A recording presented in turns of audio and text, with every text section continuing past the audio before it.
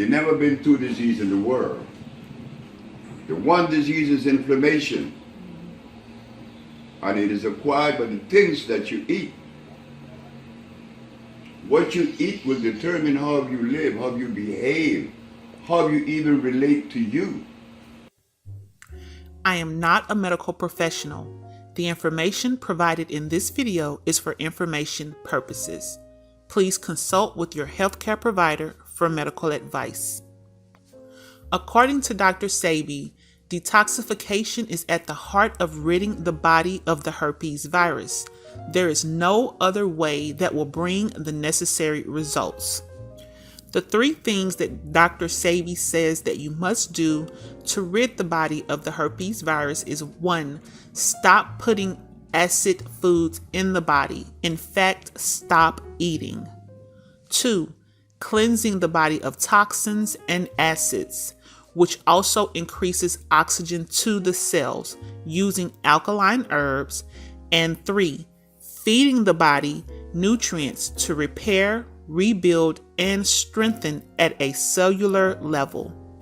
There are certain steps in the healing process that cannot be avoided if you want results. These things will always remain the same in regards to healing from any disease. The necessary basics are you must follow an alkaline plant-based diet from Dr. Sebi's nutrition guide.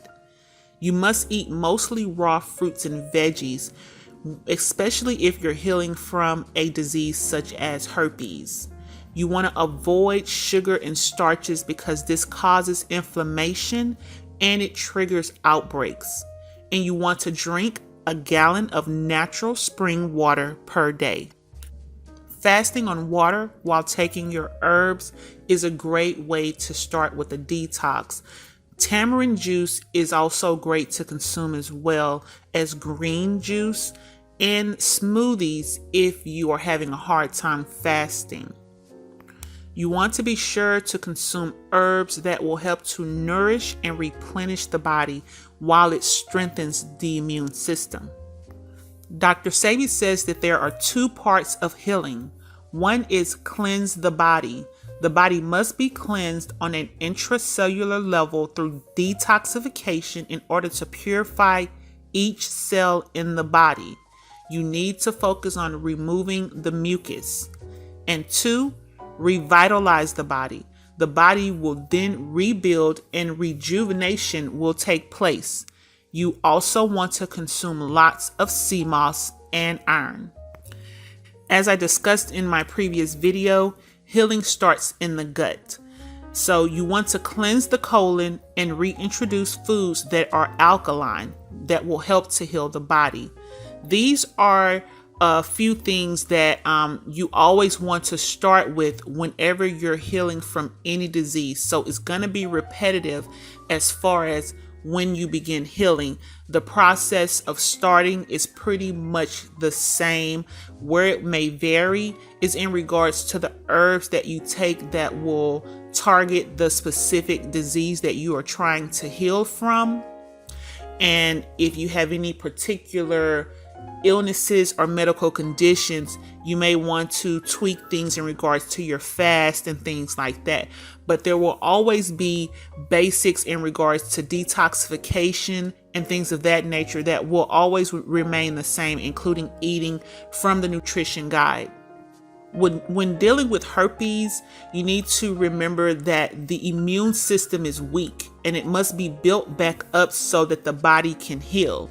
The healing time does depend on the level of toxicity in the body. And again, you need to consume sea moss daily for the needed minerals.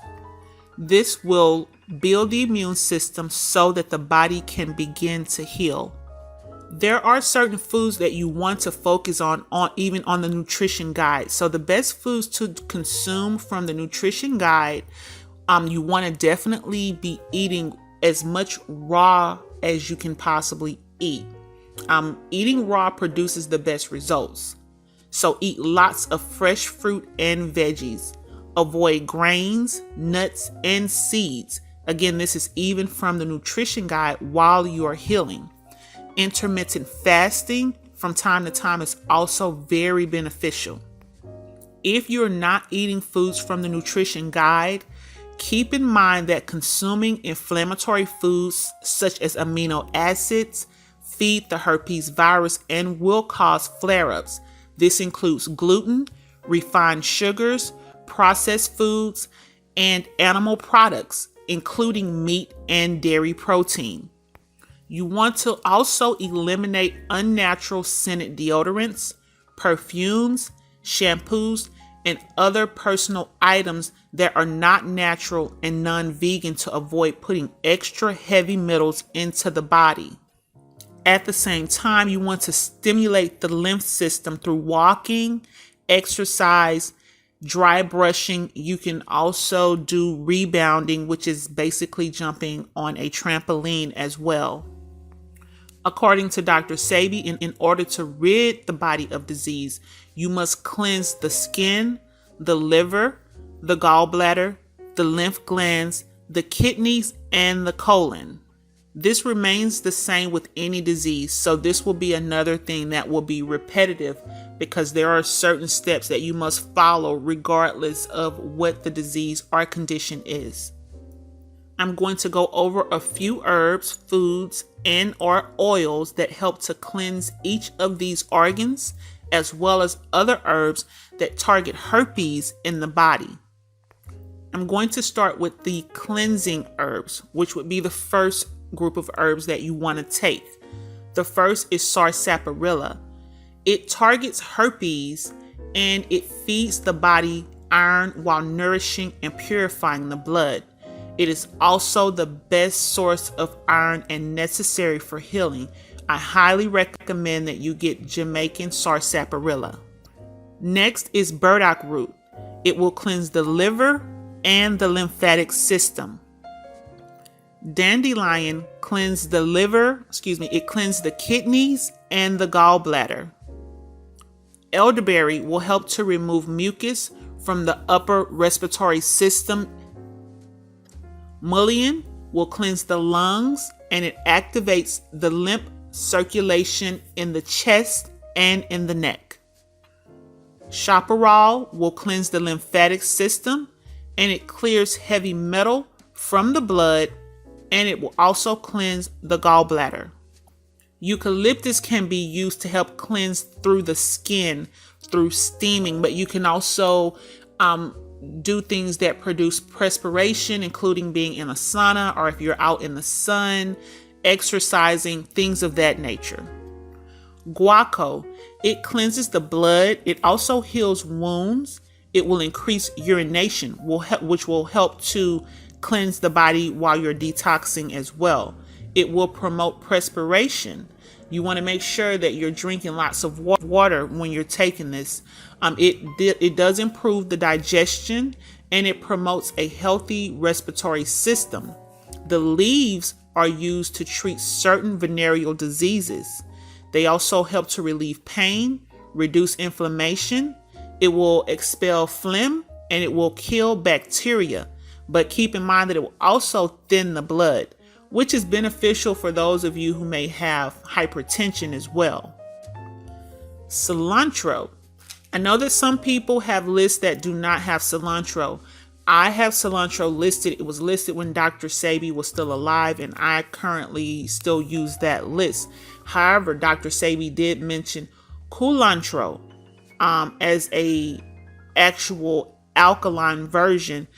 Cilantro is what I consider a least detrimental food that we are able to eat because it's not so abundantly available in the United States. So it is still one that some people still use. I myself still use it as well. It is great for removing heavy metal from the cells. The herpes virus actually hides behind the cell walls. So you want to remove the heavy metals from the cells so that your body can actually locate the herpes virus and start to go ahead and heal. So this is one that I know some people may or may not use it, but if you can get access to the culantro, You can use that. It's culantro. If not, then cilantro is beneficial for removing heavy metals from the cells. Now I'll go over revitalizing herbs. These are herbs and or oils, foods, things of that nature that are going to specifically target the herpes virus. I also recommend that you take the revitalizing herbs after your detox.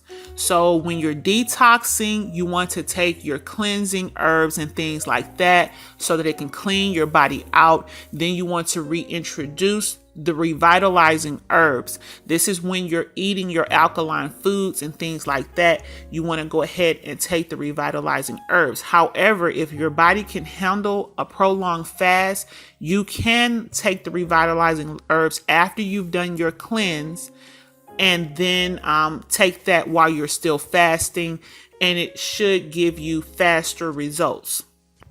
But you do want to make sure that you're taking your sea moss during that time as well, so that you can rebuild up some of the things that you have flushed out during your cleanse that are beneficial to your body. So the first herb is Peo Pereira.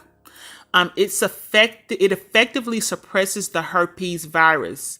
It also inhibits replication of the herpes simplex virus genome. So this is a great herb that has multiple benefits. It also is great at killing cancer cells, even brain cancer. So this is an awesome herb that I recommend that you keep on hand if possible. The next is Pau de Arco. Its chemical constituents have demonstrated in vitro antiviral properties against herpes 1 and 2, influenza, poliovirus, and vascular stomatitis virus, as well as many other viruses. So this is a great herb that really targets herpes virus 1 and 2. Next is oregano essential oil. It is antiviral, best at 90% concentrate. Anything less than 90% is not really going to give you the benefit that you need to heal from the herpes virus. You want to apply it to your lower spine, which is where the HSV2 herpes virus is dormant. It can also be applied under the tongue as well as to the genital area. You want to use it 2 to 3 times per day. I recommend you put 10 drops into 2 ounces of extra virgin olive oil, or you can also use coconut oil, because you want to dilute this or it will burn your skin. You can also use ginger essential oil. It's very similar with the effects as oregano oil. It has the potential to kill the herpes virus on contact. It must be diluted as well with a carrier oil. You can pretty much use the same ratios as I stated for the oregano oil. If you are having an outbreak, a herpes outbreak, a sea salt bath will help to absorb electrolytes through the skin and provide relief during the outbreak. So you want to soak in a tub that you fill with warm water and put you maybe a good 1/4 cup or so to a 1/2 cup of sea salt into the water, and make sure that it's completely dissolved.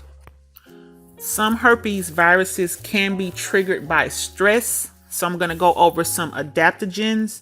They help to relieve stress during the healing process and decrease potential breakouts, which can be activated by stress. The first is holy basil. This adaptogen helps with adrenal fatigue, and of course that will trigger herpes outbreaks. And then the next is blue vervain. It's another adaptogen that supports the adrenal gland and helps to relieve stress. As Dr. Sebi stated, disease can only exist in an environment that is acid. Only consistent use of natural botanical remedies will effectively cleanse and detoxify a diseased body, reversing it to its intended alkaline state. For testimonies from members of my Facebook group, who have been healed from herpes and various other illnesses. The link will be in the description box below.